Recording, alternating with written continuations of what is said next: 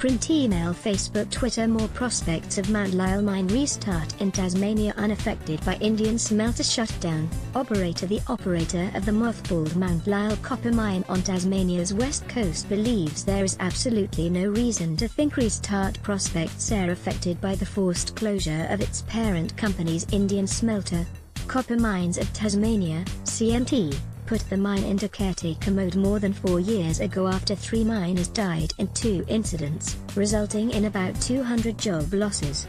But there are plans to reopen it with help from a Tasmanian state government subsidy. CMT parent company Vedanta has now been forced to shut down its copper smelter in India due to environmental concerns. CMT was sending its ore to the Indian smelter when the operation was in production, and the plan was to send the product there again when operations recommenced. The Tamil Nadu state government's order to permanently shut down the Tuticorin smelter came after police shot dead 13 protesters at the site in May, when people opposing a planned expansion of the site had gathered. CMT General Manager Peter Walker said that the company was monitoring the situation in Tuticorin but it would not impact on a restart decision. There is absolutely no reason to think a restart of Mount Lyell will be affected by the issues overseas, he said. CMT has numerous sale options available, but we will look at the sale process closer to the time. Mount Lyell produces a high-quality concentrate that is in high demand. Mr. Walker said the company remained committed to a restart at the Mount Lyell mine. The Tasmanian government has committed $9.5 million for projects aimed at restarting the mine.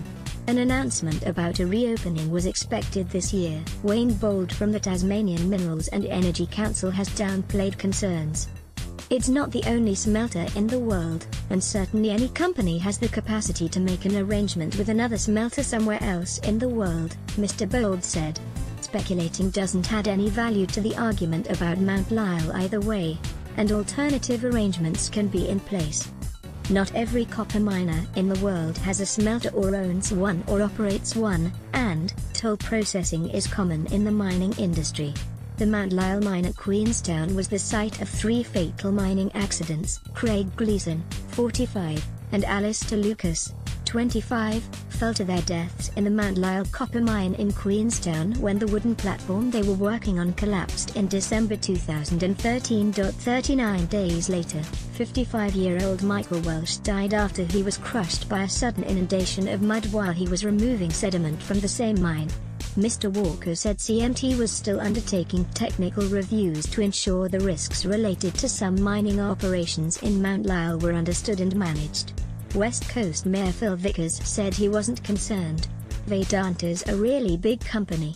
They've invested hundreds of millions of dollars in the care and maintenance and the redevelopment there, along with the state government's contribution, so I think it will reopen in due course, he said.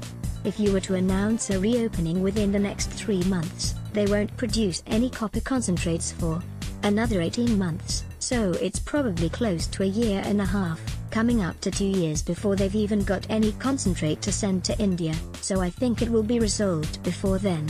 In a presentation on Vedanta's website, the company's chairman Anil Agarwal said the company wanted the Indian smelter to continue operating. We are waiting for clearance from the court and the government to restart the plant, he said. We are strictly following what the court and government orders are.